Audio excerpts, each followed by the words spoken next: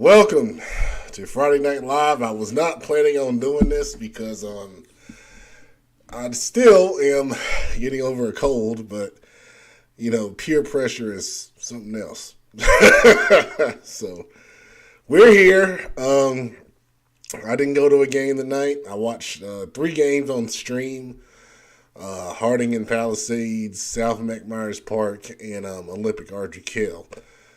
So I'll talk about that in a minute, but the engine is here, and he's going to talk about where he was tonight in North Stanley and Mount Pleasant. And I think it's a pretty one-sided game by the score, but I'll let the engine talk about that. So here we go. What's up, Pep? Sorry you're not feeling well, man. Yeah, it's a process. We'll get there. We'll get there. Great. What is that? The Yadkin Valley Conference matchup tonight. North Stanley was 5-3. Mount Pleasant, I believe, was 6-2, somewhere along those lines. Got there at 7:32. The game started at 7:30. The boys were like, "Dad, there's only 9 minutes and 40 seconds left in the first quarter." Mount Pleasant was run. Mount Pleasant scored in the first quarter, made it 7-0. North Stanley responded by throwing the ball down the field. They threw the ball very well all night.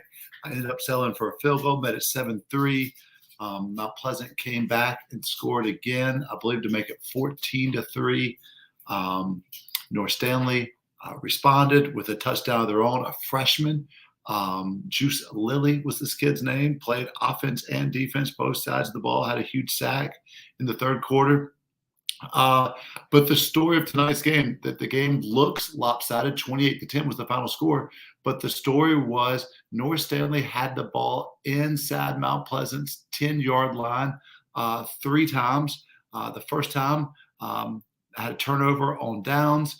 The second time, they had a fumble inside the 5. And then the third time, they also had a turnover on downs as well. I thought that North Stanley's quarterback threw the ball exceptionally well tonight. They've got a big tight end type, number 6. Name is escaping me off the top of my head. Had a great first half, number 5 for them. Had a great second half, especially at running back. The freshman got a little banged up, a little tired maybe. It was his first varsity game. Of course, our guy, TD Moose, had some long runs. The quarterback from Mount Pleasant had a long touchdown run, 25 yards, Lawson Little. But a very good football game. But the win by Mount Pleasant sets up a conference showdown Friday night at Mount Pleasant when the JMR Bulldogs come to town. A huge, not only for playoff implications, but for the conference championship this week coming up. Yeah, there's a lot of big games next week, and I think I want to look at a couple of those before we get out of here. Sorry. Before the game, I missed it, but did want to shout this out. Coach Crisco, who has been at North Stanley for 9 years, something along those lines, is retiring. That's already been announced. They did a big hoorah for him before the game. He's the school's all-time winningest coach.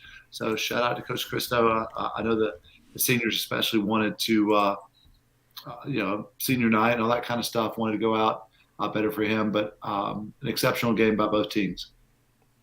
Absolutely. And salute the coach. Great job for coaching that long, man. That's admirable for sure. All right, let's bring on the mega producer, who was solo tonight and did an awesome job in covering Hickory Ridge and Cox Mill, a game that was just awesome. So, what are your thoughts on that one, man? Like you said, awesome game. Fortunate enough to have watched two very awesome games 2 weeks in a row that literally came down to the wire. So first quarter literally started out as a track meet. Not a whole lot of defense being played. Track meet. I don't think anyone punted in the first quarter. Like literally, first quarter ends 14-14, 28 combined points. Offense just clicking on all cylinders. Hickory Ridge then in the second quarter starts to jump out. They go up 28-14. at the half. But this is really a game, really a tale of two halves. So, you know, Hickory Ridge gets out, in the lead, 28-14, and then come second half, that's kind of more of a defensive battle. Then defensive started to show up more. There was a crucial moment where Hickory Ridge went to punt. Punter bobbles the snap, and rather than just try to, he didn't try to kick it in, but he got tackled, in their own territory. So Cox Mill capitalizes and fight back. Hickory Ridge only scored. Hickory Ridge only scored 3 points in the second half, and Cox Mill never let up. Man, they kept clicking. Ended up winning 34-31. Ball went to number 22, the last touchdown pass, with about 19 seconds left. And you really wouldn't have thought it. Hickory Ridge was in control of 90% of the second half. They almost might have let their foot off the gas a little bit, but Hickory Ridge just kept coming and scored on that last drive. What's really interesting is that Hickory Ridge recovered a fumble. Oh, they got an interception, excuse me, and then fumbled on the next play.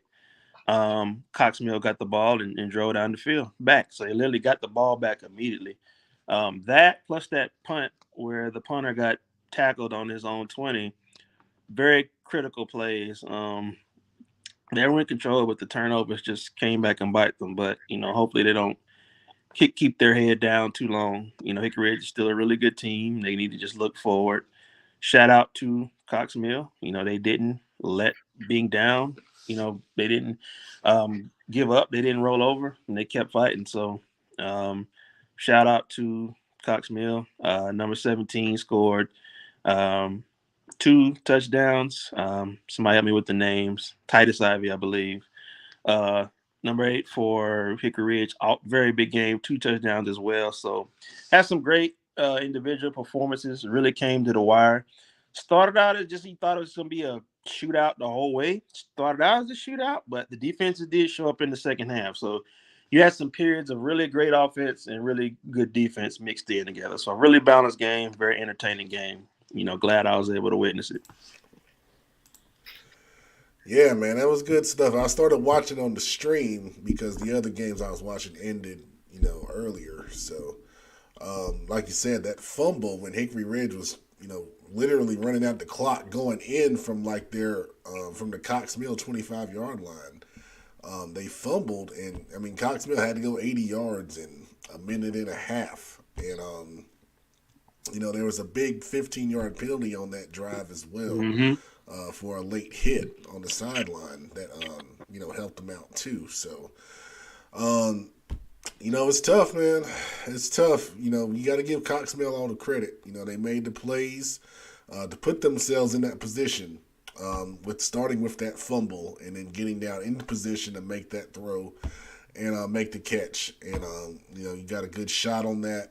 A lot of people debating on whether it's a touchdown or not.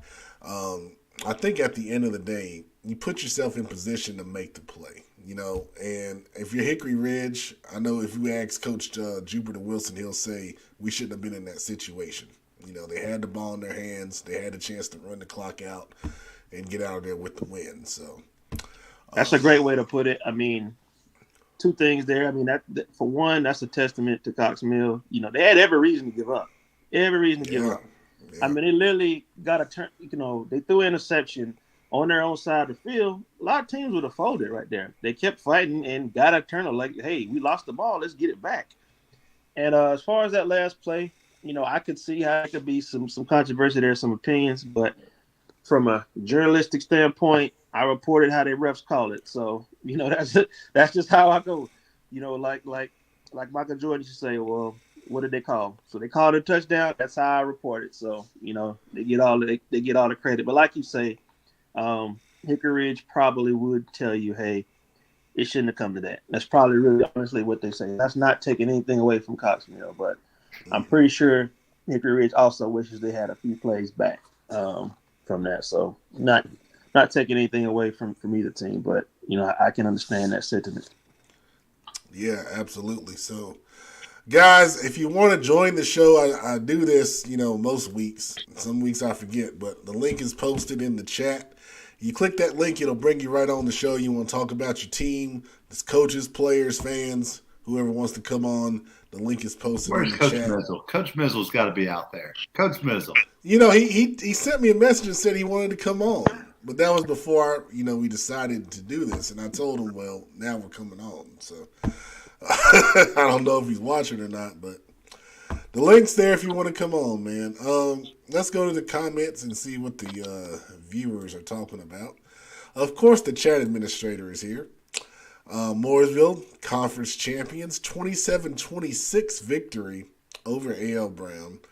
And as he says, they put the fear of God in there tonight. He also says A.L. Brown led 20-7, and then Mooresville come back, and they blocked an extra point after A.L. Brown scored to cut it to 1. So 3 phases. They're all important. They're all very important. And that was a big win for, obviously, for the Blue Devils, who are now going to get the number 1 seed out of Greater Metro 4. And that'll be a high seed when it comes to the playoffs. So it'll be a couple of home games, and they'll be partying at the pop, as they say. Carson, 35. Central Cabarrus, 34. Kenneth, I know that's your stomping ground right there. Yeah. Of course, Central Cabarrus. I was there, loved that place, loved the school, loved Coach Bev. J-Lo, who's the head coach at Carson, having an incredible year. When we talked earlier this summertime, he asked me legitimately, what do you see me doing this year? What do you see our record? And I told him, I think you can be 5-5. And right now they stand at 4-5. J-Lo, I don't even know if he's 27 years old yet. He is young. They're 4-5. They play South Rowan, who is winless. Next week, so they have a chance to go to 5-5. I believe that was a double overtime win. I think that J-Lo went for 2 to get the win. So a huge win on the road at Central Cabarrus. Of course, I hate it for my Vikings, especially the kids who are still there, the last couple of kids. But huge win for the Carson Cougars. Huge win. I've said it before. He is one of the hot young coaches, man. I would hire that joker in a heartbeat at any school. Awesome. So are they in the playoffs for the projections when we looked at them? I think they might have been the first ones out, Carson. Okay. So every win counts. Every win counts for those guys, and hopefully, they'll find a way to get in there. Let's see here. They went 3 of 4 now. It's 3 of their last 4, with Northwest being their lone loss the last month. So they could end the season on a 4 out of 5 win. Winning. That'd be awesome for them. Yeah, absolutely. Gary Ashley, Indy 52, Rocky River 7. Big matchup next week for Butler and Independence. We're going to talk about some of the big matchups next week. That is definitely one of them, but a big win for Independence tonight. 8-1. Yeah. Who saw that coming? DJ McFadden. Yeah, exactly. Charlotte Christian over Christ School Big, 52-7. They're building off of that victory over Providence Day. I'm telling you, private school players are going to be real interesting. Providence Day did get by Raven Gap by 3 down at Raven Gap tonight. So it's going to be a boring. Have we ever had the story of how Raven Gap ended up in a conference in North Carolina? Has that ever been uncovered? Well, we talked about it on the show a couple years ago, back during the COVID year, because we were all wondering, and we didn't have anyone else to cover. So it's something about their private school and the public school association in that area of Georgia didn't allow them to play because of their status. They take in international kids, and I guess they were against that down there. So I guess North Carolina was. Screw South Carolina. We're gonna skip that. I guess they were the first. Right. first association to allow them in. So, that's the bet. I guess they said, hey, if you're willing to travel across state lines for every away game, hey, I think that's an interesting story though. Yeah. Kings Mountain cruising once again big, 48-14 over Ashbrook. They travel to Crest next week for the Big South Conference Championship. That's another big game going on next week. We've got a lot of games that are going to settle conference races, playoff seeds, all that stuff. I think this is probably the biggest week that I can remember in a long time. There's so many things that are unsettled right now because of how the standings are falling and all that going on. Before we go into the rest of the games tonight, I'll talk about the games that I saw. First of all, Audrey Kell and Olympic. I was really impressed with the Olympic run game. They have two sophomore running backs, number 6 Reese Graham and number 24 Devin Walker. Those guys are a dynamic duo in the backfield. And we talk a lot about Elijah Holmes, and he does a great job throwing the football to a couple guys, Kai Morris, Sterling Green, the big tight end, D'Angelo Hall, who got the offer from Virginia Tech. But the engine and gas of that offense is those two running backs. They do a lot off of that. They do a lot of RPO stuff with those guys. But they run hard. They have really good vision, inside zone, outside zone. They were really impressive tonight.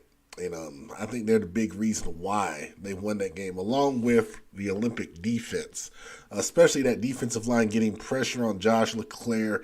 He never got comfortable throwing the football tonight. Everything just kind of seemed to be in a rush. They would never got into a rhythm. It was very similar to when they lost to Weddington. They just never seemed to get on track.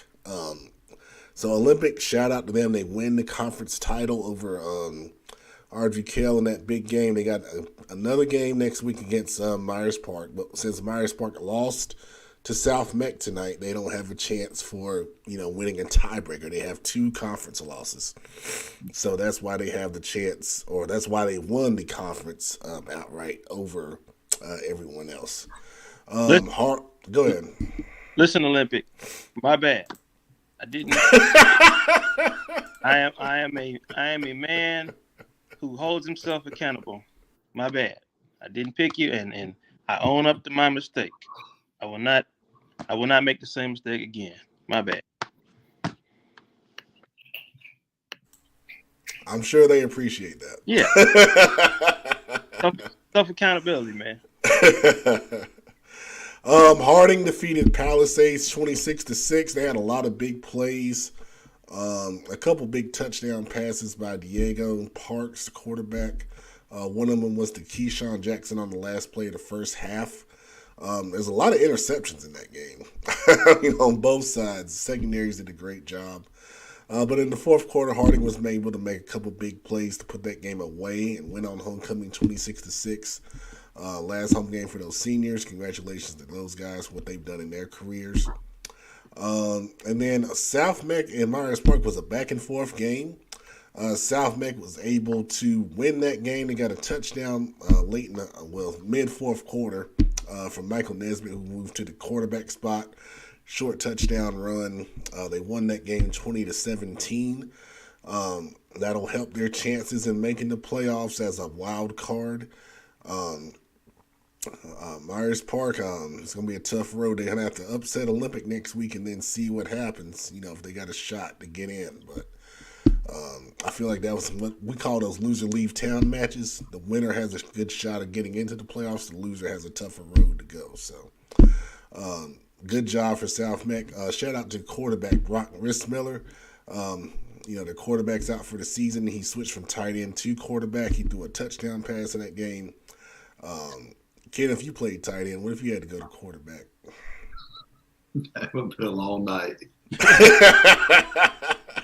So that gives you an idea what that young man's doing. Awesome stuff right there. All right, let's go to the ticker. Go through the scores, and then we'll look at matchups, big matchups for next week. Mallard Creek over West Meck 30-2. It sets up a big game with Chambers. That's one of the big games next week. North Mech over Hopewell in the Battle of the Shield, 37-14. The Shield is with North Mech in that rivalry. Chambers over West Charlotte, 30-14. That game was 14-14 going into the fourth quarter. The Chambers found a way to get it going in the fourth quarter to pull that one out. Let's see, Catholic over East Mech, 57-6. Congrats to the Cougars on that one. Porter Ridge big over Piedmont, 63-6. Latin over Country Day, 35-7. Marvin Ridge over Sun Valley, 35-14. Weddington over Cuthbertson, 49-14. Hickory Grove goes to 8-1. This is a comeback victory, 22-21 over Covenant Day. Covenant Day led that game, I believe, 14-0 at one point. Catawba Ridge remains undefeated on the season, 36-21 over Indian Land. Shout out to, what do they call themselves? I just forgot what they call themselves. Well, shout out to Catawba Ridge. Copperheads, there we go. Copperheads. I knew it was a snake, but I didn't want to get it wrong. I knew it was something about a snake. Monroe continues the cruise, big over West Stanley, 61-0. Forest Hills remains undefeated on the season, 28-6 over Trinity Christian. Pine Lake still rolling, 49-14 over Lake Norman. High Point Christian over South Lake Christian, 20-0. Close one, West Rowan 14, Concord 7. I was hoping Concord would pull that after we had Keon on the show Wednesday night. There's East Rowan over South Rowan, 37-20. That was a pick'em game for us. Let's see. Lake Norman back in the win column over South Iredale, 29-12. Crest with a big shutout over Hunter Huss, 40-0. Big Shelby got it rolling, 61-7 over East Gaston. Stuart Kramer big over North Gaston, 42-0. South Point big over Forest View, 42-7. A lot of blowouts in Gaston County tonight. Nation Ford big over Spring Valley, 47-16. Clover over Fort Mill, 30-15. Blythewood over Rock Hill, 31-7. Albemarle shutting out Union Academy, 34-0. The big one in South Carolina we talked about, Northwestern over South Point, 43-33. Higher scoring than I thought it was going to be. York gets by Lancaster, 28-26. Thomas Jefferson big over Highland Tech, 58-0. East Lincoln big over North Iredale, 50-7. And we got more. Burns big over Cherryville, 64-7. Hickory big, a lot of blowouts tonight. Big over Fred T. Ford, 47-14. Carolina Bearcats lose to the Hickory Hawks, 28-7. Cannon goes out to Metro Christian. They get a conference championship, 33-8 over Metro Christian. Shout out to Cannon and Coach Bolton. Congratulations, guys. Northside Christian big over the Lejeune Devil Pups, 69-12. I've never heard of that school in my life. Have y'all heard of the Lejeune Devil Pups?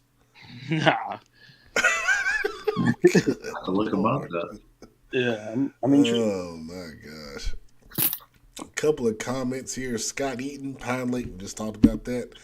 There's another big game, huge game at Community School of Davidson for the conference championship. That'll be a big, big one. I think Butler had a bye this week. I don't think they played. All right, let's take a look at some big games next week. Let me get to my thing here. But yeah, I mean, there was a lot of impressive performances tonight. Make sure you send a DM with those performances to me on Twitter or Instagram. Petman704 on Twitter. Instagram is at Charlotte Football Insiders, so you can get featured on our show on Wednesday night Football Focus Weekly. And okay, we got next week. Chambers at Ballard Creek. That's a big one. I'd say so. I think we'll have some people there. I don't know who yet. Monroe at Forest Hills. That's a big one. Forest Hills undefeated on the season. Monroe with only one loss, a 4-point loss to Porter Ridge. That's a big one. Butler at Independence. Both teams 8-1. Huge. Let's see. Loser leave town match with West Charlotte. Well, no, that's not. Both teams are 4-4, so it should be a close game. We got ladder matches going on too. I got what? Ladder match. Oh. Sorry, I forgot there was a split conference. I'm not at 100%. We talked about Pine Lake at Community School of Davidson just now. Got a couple more here. Catawba Ridge at Northwestern. Catawba Ridge undefeated, Northwestern at 8-1. That's another huge matchup in the upstate. Talked about Kings Mountain at Crest for the Big South Conference Championship.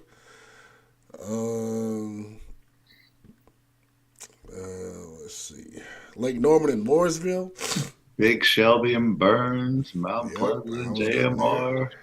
Yep. So there's a lot of games we got to talk about next week. So we'll adjust our show schedule to talk about all those games. Scotland and Richmond, by the way. Hunter Huss and Ashbrook for the Victory Bell in Gaston County. A lot of rivalry games as well. So, all right.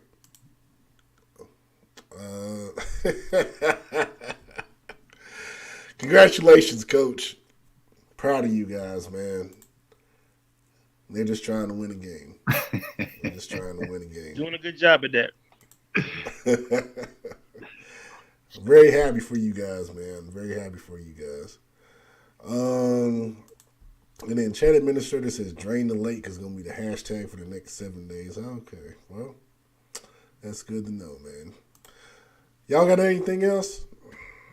Nah. Appreciate everybody watching. I'm going to take some medicine, take another shot. But I'll be back to normal next week, I promise. Robitussin. Yeah, Robitussin shot. Good night, everybody. It's not a Robitussin shot.